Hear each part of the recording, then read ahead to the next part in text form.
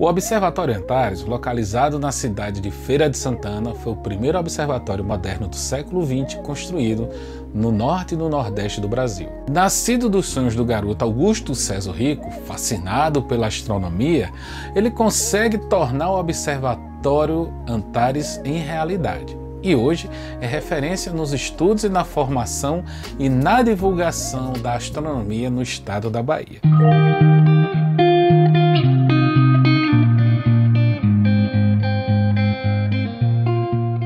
Professor César Rico, muito bem-vindo e conte-nos um pouco sobre essa história fascinante a respeito da construção do Observatório Antares.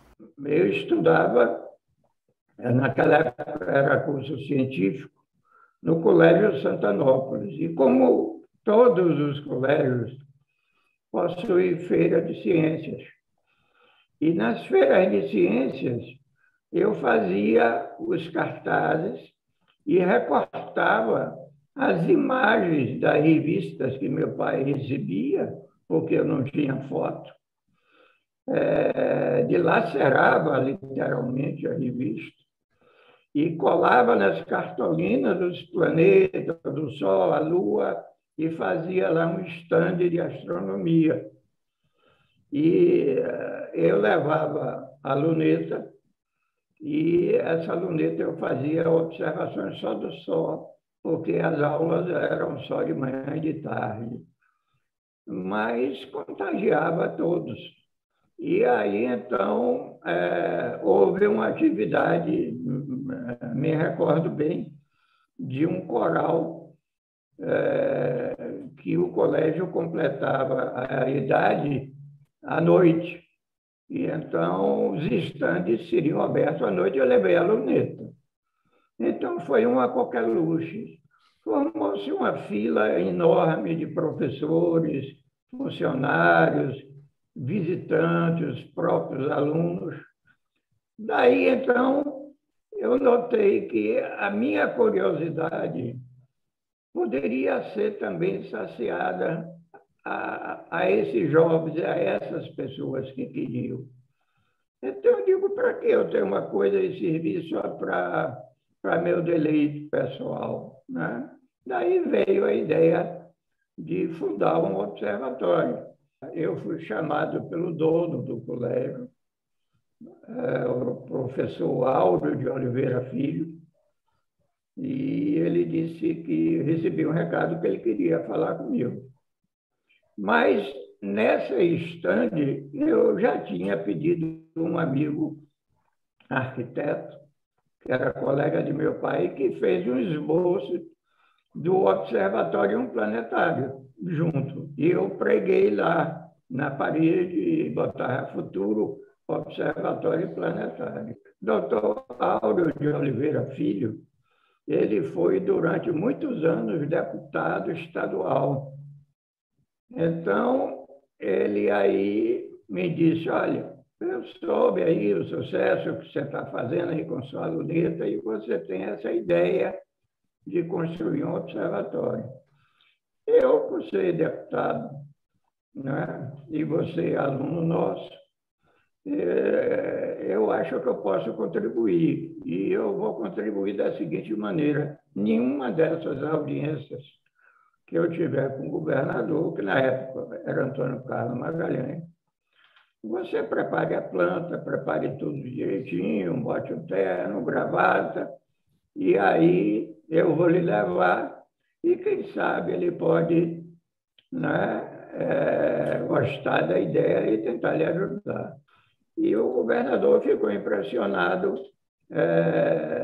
pela minha idade, pelo meu aspecto de idealizador, que os outros jovens naquela idade, né, nunca iam lá.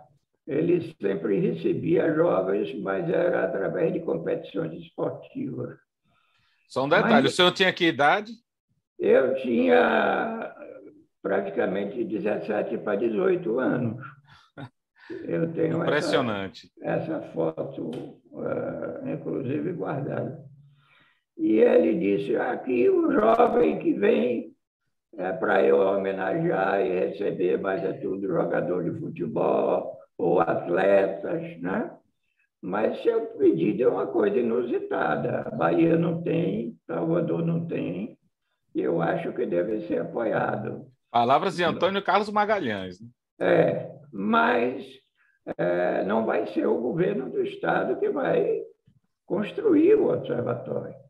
Eu vou lhe ajudar, mas você vai ter que procurar em feira também ajudas, né? Você procure fazer uma instituição, e aí me encaminhou a Secretaria de Trabalho e Bem-Estar Social que tinha na época, a secretária era Bernardo Spector, e aí me ensinaram como fazer, e registrar em cartório, tinha que ter o conselho deliberativo, conselho fiscal, essas coisas todas, né? Um endereço fixo, né, que era na minha residência, né? E aí, então, depois disso tudo, pronto, eu fui a ele, disse que já estava pronto, e aí ele liberou a primeira verba, que a gente usou da seguinte maneira: todo o recurso financeiro que entrasse era para pagar a mão de obra. E tudo o que era de material, cimento, areia, bloco, tijolo, a gente tinha que pedir à comunidade. E aí, então, nós fomos edificando, e a gente tirava as fotos e depois levava para mostrar àqueles que nos ajudaram. Depois, então, começamos a pedir as fundações ligadas a banco. O Banco do Nordeste nos deu um bom computador da IBM, o Banco Econômico nos ajudou, né? O Banco do Brasil também nos ajudou. O Observatório cedeu para nós um fotoheliógrafo incomodato para que nós fizéssemos observações das manchas solares em feira, porque essa região Nordeste era desprovida de observatório. Entre essa conversa com então o governador Antônio Carlos Magalhães e a inauguração do Observatório Antares, se passou quanto tempo?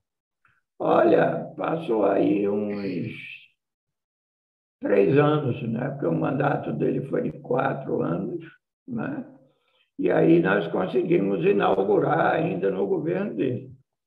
E aí teve a gente leu no jornal que ele viria à feira fazer algumas solenidades. Aí eu voltei ao deputado Álvaro de Oliveira Filho e disse: olha, vamos convidá-lo para ele inaugurar, já que a ajuda dele foi fundamental para que a comunidade acreditasse que o poder público estava também nos ajudando, contribuindo, né? E aí fomos lá convidar ele, disse: já que o senhor vai em feira, levei algumas fotos, mostrei. Ele disse: eu vou com prazer, né, para a inauguração. E realmente ele veio para a inauguração. Nós sabíamos que todos os observatórios eram ligados à universidade, e aí a gente falou: olha, governador, já que o senhor vai também, porque foi ele que foi o padrinho, né, que inaugurou a Universidade de Feira, assim que o observatório estiver pronto e que a universidade tiver já com o seu curso de física pronto, nós vamos doar. Então, não vai virar um elefante branco, porque vai ter uma entidade mantenedora. E hoje, lá, tem o curso dentro do Observatório Antares, né? Então, foi com muito esforço. Em 1995, o Observatório Antares é incorporado à Universidade Estadual de Feira de Santana. Para falar sobre essa história, conversamos com a professora doutora Vera Martim, que relata como foi construir um curso de pós-graduação voltado para o ensino de astronomia da UFES. Precisou construir um pouco, né? A astronomia, que quando nós chegamos aqui na Bahia, nos disseram que astrônomo profissional não tinha ainda na universidade e sequer nas outras universidades. A gente conhece um professor que trabalha, né, em cosmologia, se não me engano, na UFBA, mas mais da parte física, né? Então, astronomia mesmo profissional não tinha. Hoje em dia a gente tem um bom núcleo na UFES, né? E um outro lugar que tem astronomia também na Bahia profissional seria na UESC. Bom, primeiro que o Observatório Antares, ele é bem mais antigo do que a universidade, né? Ele data de 71, se não me engano, e ele foi agregado, entre aspas, à universidade em 95. E nesse meio tempo de observatório, ele foi Secretaria de Saúde, enfim, a trajetória do observatório, até ele ser incorporado à universidade, ele passou por duras penas, né? Ele começou como observatório, mas a estrutura do prédio funcionou com, sei lá, outras atividades que não só astronomia. E aí, a partir de 95, então, ele é agregado à universidade, o planetário que lá se encontra, o prédio do planetário, né, foi inaugurado em 97, justamente no ano que nós chegamos. Então, lógico que a gente chegou numa cidade que, hoje em dia, a cidade de Feira é bem estruturada, bem grande, bem... assim, a gente tem acesso a várias coisas, mas quando eu cheguei aqui, nem shoppings não tinha, né? Então, a estrutura era tinha bem menos, né, acesso, né, às facilidades do que hoje. E a gente foi em busca de montar a nossa infraestrutura de pesquisa, né? Porque naquela época, apesar de já existirem os departamentos e tal, ainda a universidade tinha uma cara de escola, né, de escolão. Então, gabinete de professor não tinha, era tipo sala de professor de escola, entende? Não menosprezando de escola, mas a universidade tem que ter uma outra formatação, e a gente vinha de um grande centro, né? Então, não digo que foi um choque, mas a gente teve que construir o que a gente estava acostumado a fazer, né? Isso, por vezes, às vezes as pessoas ficam, assim, meio chateadas, porque parece que a gente quer impor alguma coisa. Não é que a gente quer impor, a gente quer reproduzir o que se tinha, né, de bom da onde a gente vinha. E a nossa meta era instaurar a astronomia, né? Já se tinha um observatório, então não seria muito difícil, o problema era a infraestrutura. Então, em 2003, foi o nosso primeiro projetão, digamos assim, né, de aquisição de equipamentos, computadores, equipamentos no sentido de telescópio, computadores. Compramos um carro, que foi na época a Fundação Vita, que hoje em dia não tem mais, infelizmente, mas foi um grande, assim, digamos assim, uma grande ajuda, né? O dinheiro foi bem empregado.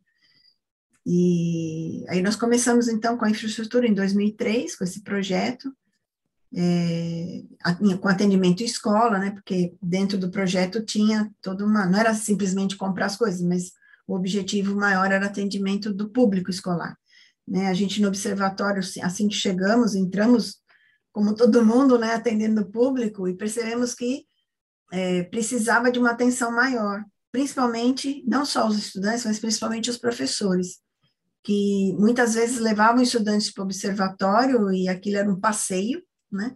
Sim. E saindo de lá, nada era, digamos assim, discutido, né? Então, nós falamos, aproveitado ou dado uma continuidade em não sala, adianta né? não adianta só dar formação para o estudante, a gente tem que dar uma formação para o professor.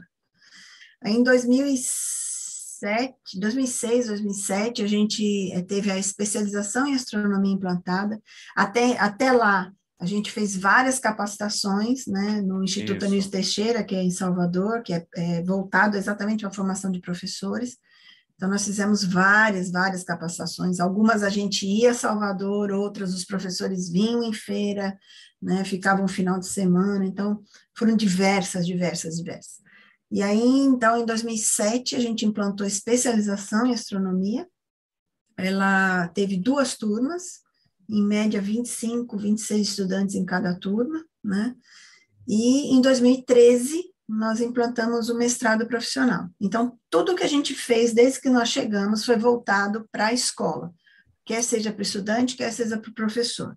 Apesar de eu ser bacharel, né? Mas essa veia de ensino me segue desde que eu me conheço por gente, né? Eu gosto de ensinar.